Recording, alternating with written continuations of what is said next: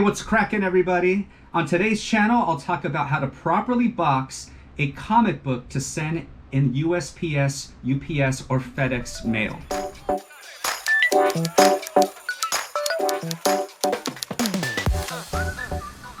All right, welcome everybody.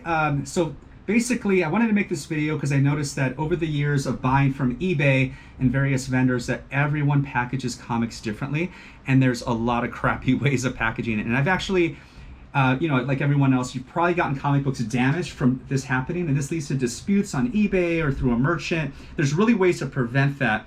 So what I'd like to introduce everybody, and maybe you're familiar with this, is the Gemini mailer system. Now it's a company called Gemini, and if you go onto their website, which right there, and I'm not paid by them, I'm a new channel, but I'm a big supporter because I use their product kind of a lot.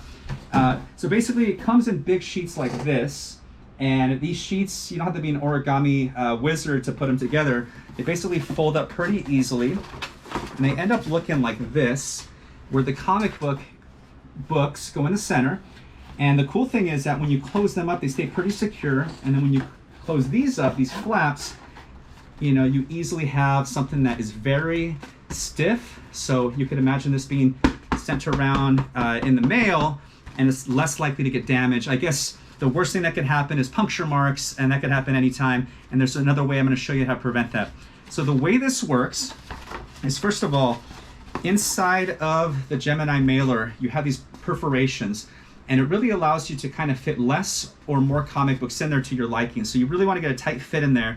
So if you're only sending a few comics, you want to actually have it in the middle setting or in the very low setting, but you can actually pack up to 10 comic books in here. I wouldn't do more than that. I think, and I've tested it, 10 is about right, normal size comic books. The second you start to go thicker, you're going to minimize that number down. I use these all the time, not just to send to people on eBay, but when I sent to CGC, and I'll do a separate video on that, on how to package these in a priority shipping mailing box. I can send the 25 in one medium flat rate mailing box, which is awesome. So basically what you're gonna do is you're gonna take, right here I have 2 comic books, pretty new ones. You're always gonna face them towards each other. And the reason being is that when you do face them towards each other, you gotta remember that these aren't exactly evenly distributed in terms of how flat they are. So the spine is actually thicker, and as you go down towards the other edge, it gets thinner. So you can imagine if you're resting a lot of them, you're going to get this lip going on all your comic books. So really, even long-term storage or you're stacking comics, you always want to face them against each other. So what you do is you face them against each other, and then the next thing you're going to do is you're going to tape these together. Now, I like to use painter's tape, and I highly recommend painter's tape because it's just strong enough, but it's not going to be so abrasive and hard to take off that whoever's buying them or grading them is going to have a hard time pulling off that tape, and it's going to damage your comic. So what you're going to do, you're going to put this on an edge, just kind of line them up, and you don't have to do it on the edge. With so little comics, you can just do it right here. I'm just going to tape them together. So that's just one corner there, and another one there. Now, if I have a stack of comics, I'm going to do this with the stack up to 10, stack them all together and tape them down. I like to leave a little bit of tape on tape, tape onto itself here, so when someone's pulling it off, they can easily pull it off. It just makes it easier for the graders to take off and anyone buying to take off. But really, with the back orders from CGC being as they are, anything we could do to speed up the hobby is great, not just for their sake, but for the hobby, because it is taking quite a bit of time. And I want to put out a video later on to show you exactly how long and how to interpret that. That's my next video.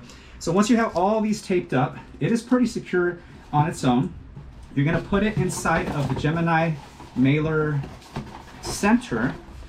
And when you do that, you can actually tape it again here. If the more comics you have, I highly suggest it. And it's going to be very simple. I'm just going to take it and not be too aggressive with it. So this camera going to pick it up there, but I'll make it pick up there.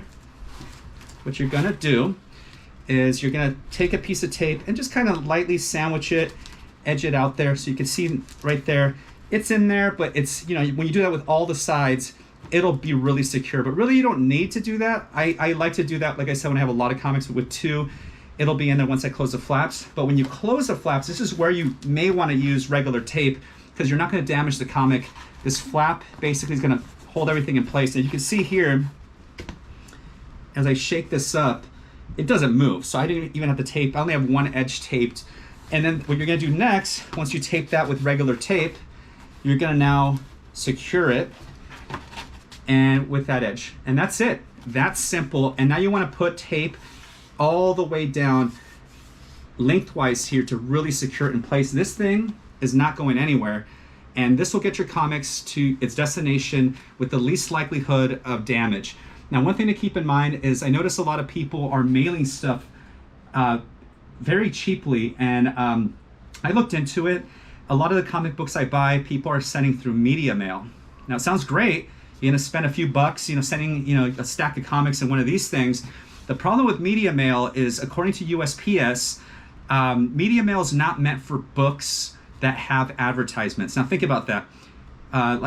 If you have a novel, just a regular book, it's not gonna have advertisements, so it fits that definition. A textbook, perfect. You could send that media mail, save a few bucks. The problem with sending a comic book is that, these media mail can be searched, and often they are, to check for adherence, to make sure it follows the policy, because a lot of people could easily send just about anything through media mail, kind of save money on the first class, which is the next step up, which is just standard mail.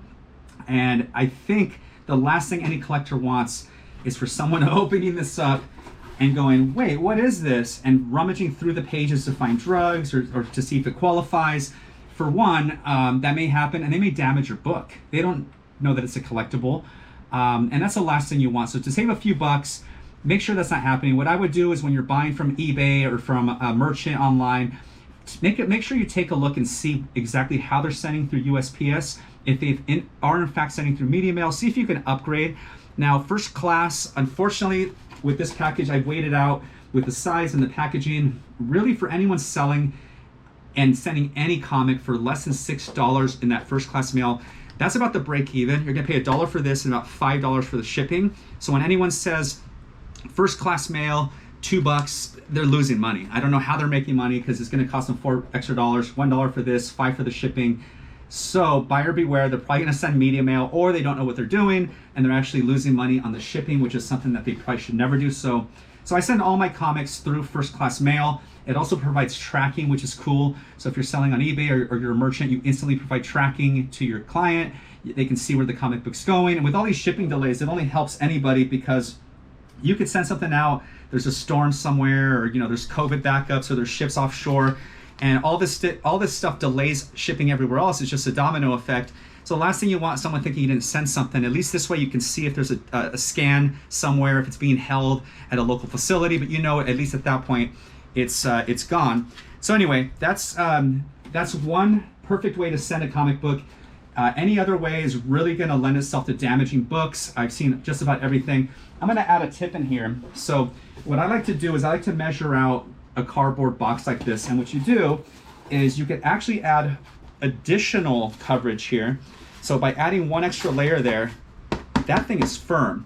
So the likelihood of puncture going through everything, it's got to really puncture everything to get through to the comic book and damage it. And you can actually add 2 layers. Add one at the top here. And if you really want, you got to custom cut it. You can add one here at the bottom, add one at the top. Now, this is going to bulk it up quite a bit, but you're still going to be able to fit the 10 comic books in there. You're going to add the extra protection. I highly recommend doing it. That's a pro move right there. It doesn't cost you a lot of money. You could literally spend, a couple minutes and cut out this, use one as a template, and then just keep cutting it with the razor blade on any kind of old box you have from Amazon or whoever. Make a ton of these, and this is great. And one extra tip I'm going to add is, this is sending through first class, and if you're going to send through priority mail, it's going to get there much quicker. They're going to give you $50 of free insurance. So if you're sending a lot of modern comics, like 10 $4 comics, it covers them all. You don't have to add additional insurance. And sometimes with the weight in this Gemini mailer and the fact that you're going to weigh this out and you're going to say, okay, well, it's going to cost me, I don't know, $8. Well, why not send priority flat rate at that point? Because you're going to get the free insurance. You're not going to have to add extra insurance to the first class, which you can do. So one thing I suggest if you're going to do that using the Gemini is go onto USPS's site and get one of these guys for free. You can get a package of 25 or as many as you want. You can get 5,000 if you want. I'm sure they have no limit. They don't care. You can order these, get them sent to your house. They'll deliver them for free, no shipping or anything. This is the legal flat rate envelope. This has a specific rate to it. It's not much more than the regular flat rate envelope. And the nice thing about this is, I mean, they couldn't have made this better for these Geminis. They fit right into here. So check this out. No other envelope they have will fit in there. Does add an additional layer of protection. Shoot, you can even add some more of these guys in here if you really want. You can check that out. Add more protection. You know, add as many of these guys for cushion. Seal this guy, flat rate. I always like to drop a fragile sticker. They sell them on Amazon. They come out to like a penny each, just in case, because here's the thing. You can package them as well as you like. There's a lot of other factors in damaging comic books. It's not just, I mean, it starts at you packaging them correctly, but then there's a potential that someone accidentally damages them, weather, you know, or this gets delivered, dropped at someone's doorstep, it's raining. So the more layers, the better. So I'm really a big fan of these flat rate envelopes and more layers of protection. So anyway, I hope you liked this video. If you found any kind of value from this video, hit the like and subscribe button. And if there's any more videos that you want to follow, hit the bell icon. I'm gonna give a ton of tips and tricks on both comic books and cards. You'll see them separated in my channel. So if you're only a collector of one, don't worry about the other. Also, if you want to get into cards, you know, I'm gonna give a lot of tips and tricks as to get into cards or comics from a collector that's been collecting since 1994. So anyway, I hope you enjoy my channel. I hope you enjoy collecting, make cash, and being content.